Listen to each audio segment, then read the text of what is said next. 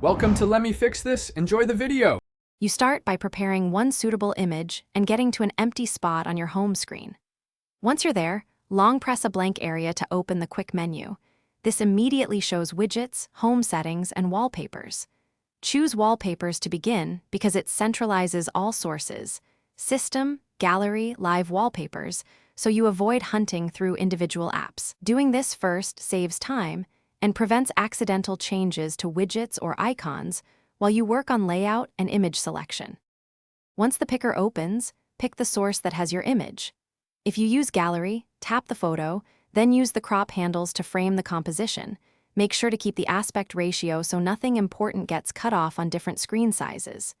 You can also choose a live or system wallpaper if you want motion. After positioning, tap Preview to see how icons and widgets interact with the image, because poor contrast makes icons hard to read. Finish by tapping Set Wallpaper and choose whether it applies to the home screen, lock screen, or both.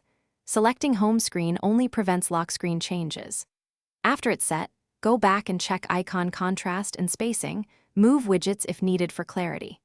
If the wallpaper fails to apply, clear the launcher cache or restart the phone, ensure the image file isn't corrupted, and confirm you have storage space.